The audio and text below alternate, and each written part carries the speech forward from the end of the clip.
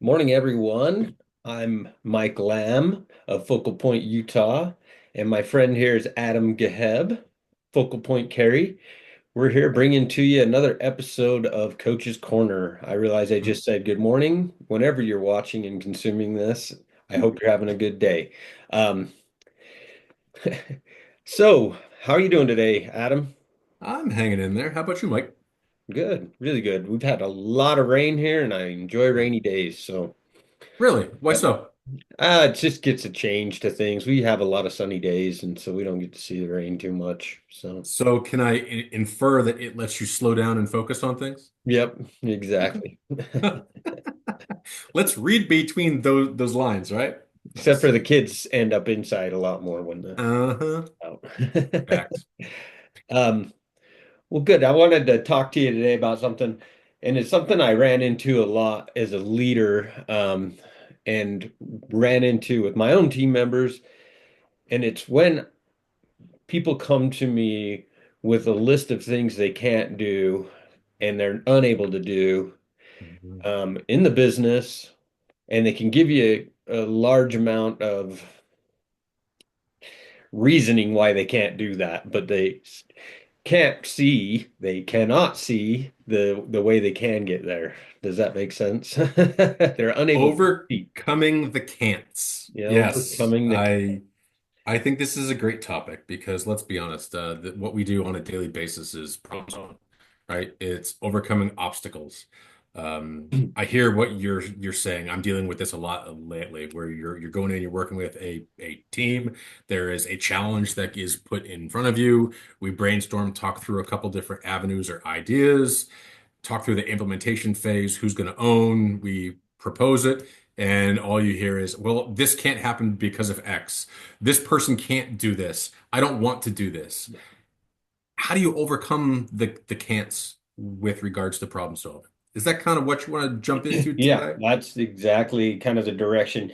I have have had it said to me a few times that the can'ts excuses kind of just justify a poor performance or poor results. Um, and so that's what we're getting into here. And how do you overcome the can'ts? Where does one even begin? First of all, when someone says that to you, how do you feel? So I'm going to indirectly answer your question because I want to take a step back. Yeah. Before we get into how do you overcome it, I think it starts with why is it happening? Yeah. So let's sit down and let's digest why someone is saying, I can't, I won't, we shouldn't. Immediate objection to something that's being proposed. Okay? Because I think that's kind of the starting point. I love to use root causal analysis. Let's figure out why something's broken, and then let's get back to that decision point that got us to the broken state, and then we can, branch forward. So if we're trying to understand why someone brings to you the can'ts, I think it starts with a place of fear. Immediately they're overwhelmed because they don't have a solution. They don't have an answer. They don't understand how to bring a proposal to you that's going to solve said problem. So the first thing is really self-defense, is it not? Oh, yeah. It's their ability to be like, well, we can't do that, right? Or what they're really saying is, I don't know how to do that. So for me, before we get into how do we solve it, as a leader, it's I must understand why they are objecting. Let me pause. Well, what are your thoughts on that? No, I agree entirely. And sometimes as a leader, when somebody comes to you with something like that, you want to dig in your heels and try and get into it. But instead of trying to recognize that why is that person coming to me and saying can't, I really agree with that a lot because if we're quick to get defensive and be like, no, you can and you will, then we're not going to get any results or the results that we want. And Yep. so recognizing the person and maybe you need to have knowledge of who they are and recognize that, hey, I can help you with this, or this is a personality type thing that we need to recognize exists. Um, Yeah. Yeah. I'm with you, and man. the other root cause is If they're saying they can't do something, they're saying no to change. So maybe there isn't enough dissatisfaction with with whatever it is you want to change. You're gonna get into glaciers on me. That's like my bread and butter, baby. I love Yeah. it. But yeah, I really think step one of handling the can'ts is understanding the objection. Mhm. Okay. Once you understand the objection, what I like to do, Mike, is I like to reframe the problem. Let's get to once we've understood the objection, why that can't is coming out. Well, Mhm. let's immediately bypass the solutioning phase. Let's jump to, okay, well, let's envision the end result.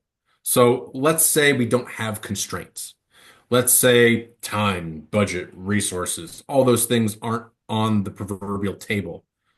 What does it look like if it's solved, right? So we go to understanding the objection to envisioning the final result. Doesn't matter how we get there. And I haven't even posed that question yet. Mhm. But do you want to understand why I want to do that? Maybe? Maybe. What are your But thoughts? no, I agree completely. It's like, hey, we need to know where we're going. A lot of times I do this exercise in in deep dive planning, strategic planning. It's like, hey, let's look at where we want to be. All right, this is where we want to be, what we want to get to, and why we want to get there. If it's results, performance type things, if it's implementing a new system or creating a new product or whatever it is that we want to do, get that vision of where that is. We'll get back to where we're at later, and then we can build out what we need to do in between. That really helps make the cants a little easier when we can build out that vision and the blockades, get rid of those from where So we're at. what I love about that vision point and that vision piece is it sets an end game. You know how whenever we talk about goal setting, they got to be time boxed and we've got to have an end date. I like to work backwards because when you start with what the end result looks like, you know the end. Then it's okay. Once we figure out what the end looks like, we don't even have to dive into the solution yet, but it's like, well, who do we need, right? What are the types of skills that we need? Notice I didn't say people. What are the types of skills that we need in order to achieve that outcome? And I like to have people write them down on a little whiteboard there, right? Yeah. What are the skills? And then once we say what are these skills, it's okay, well, who has those skills? So quickly it turns from a skill acknowledgement session to all right, well, let's do a person assessment of who has those skills, who has the repetitive skills. Then it's time management with your employees. So it's asset management or resource management. But point is you make it very strategic each step as you start to walk back. Notice we're still not in the solutioning phase yet. It's just, okay, we know what the objections, we know what the vision looks like if this is solved. We have identified the skills that are necessary for that vision to become a reality. We know the people that are associated with those skills. Then I ask people to start thinking about, well, what would that solution look like? So then you jump into the solutioning piece because, well, it's not tied to any other can'ts, right? It's what can we do?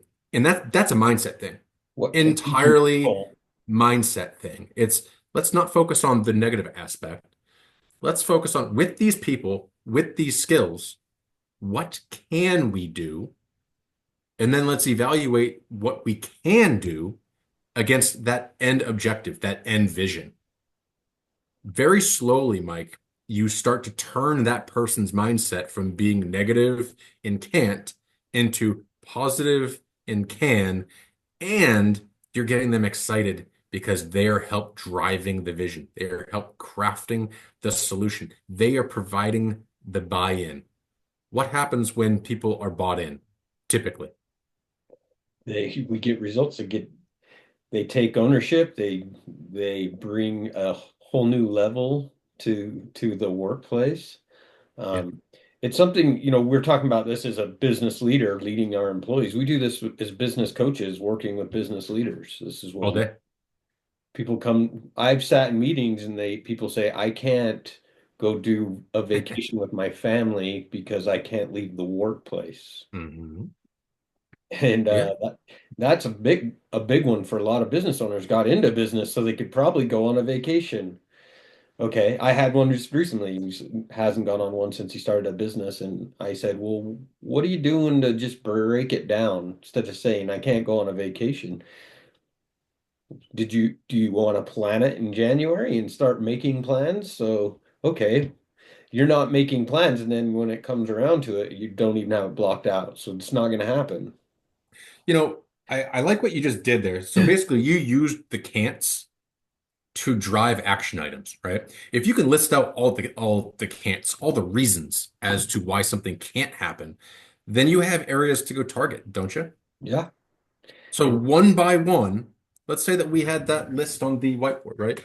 All those can't. I can't go on vacation because I'm the only one who can run payroll. Great. Payroll. I'm the only one who does scheduling. Great. Scheduling. Then it changes the discussion because it's okay, well, let's talk about payroll. Who else has access to payroll? ABC. Great. Why can't they do it? I don't know. Right?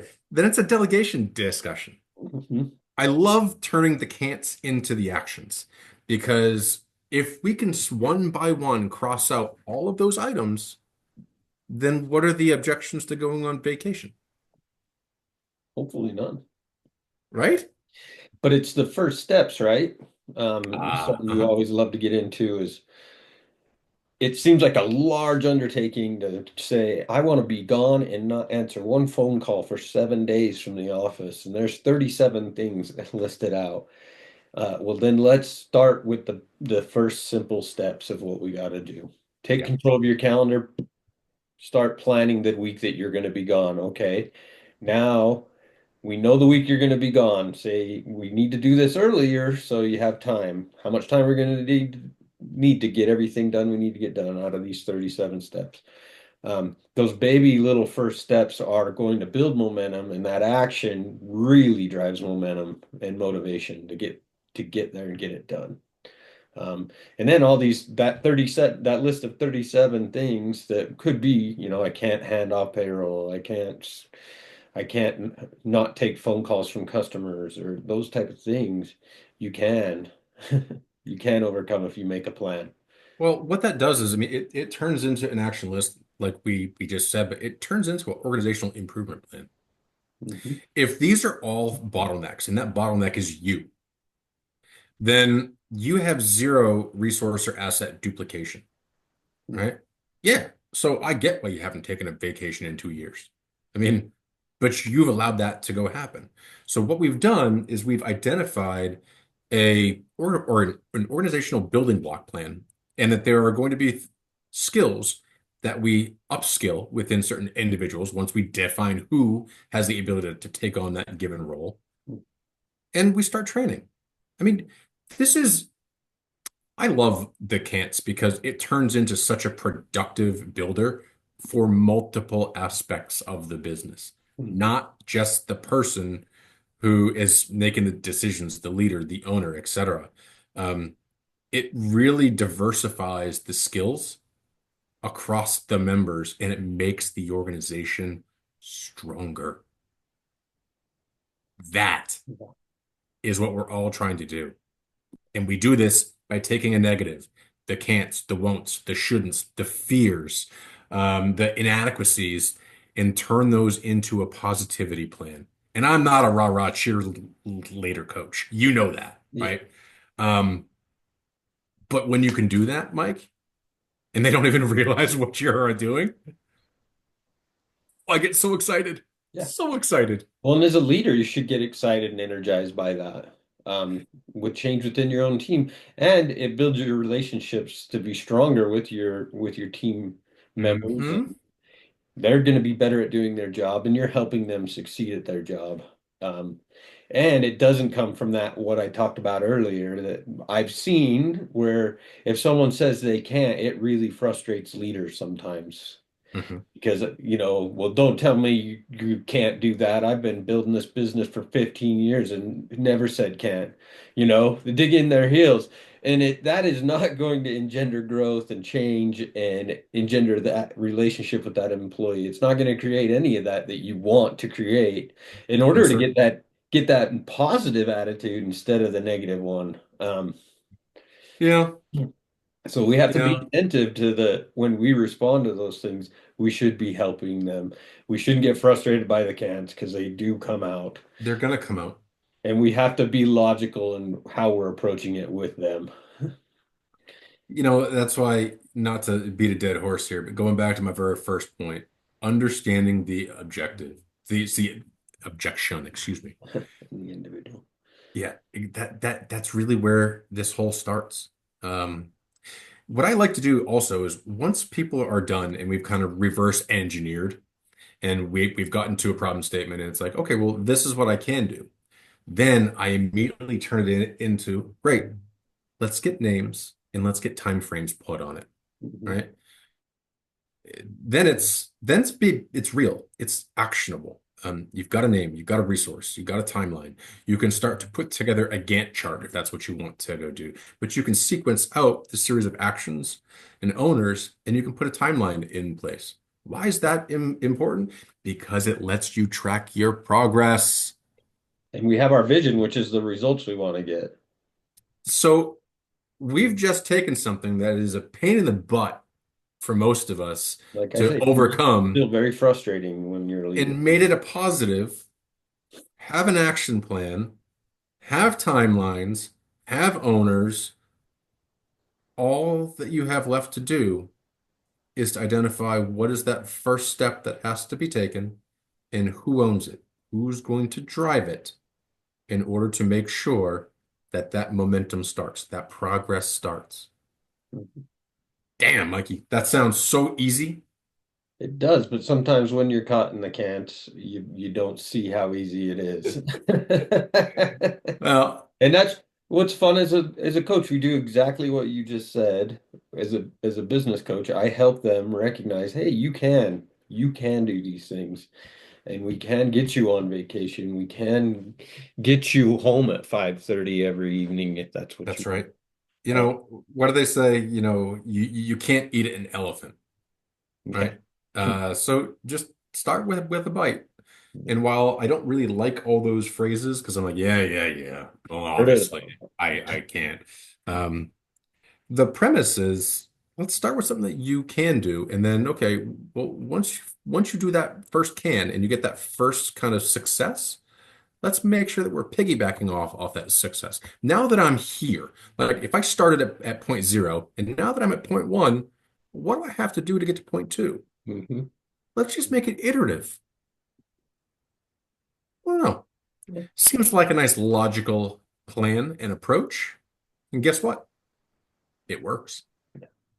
Um, that one was a really simple one, felt like, but I think it's one that's super important and something that if you can master it and also master it for yourself and master it for those you lead, you can overcome a lot of things with simple answers. And I know we make it sound simple. It's a lot harder when you're in the trenches.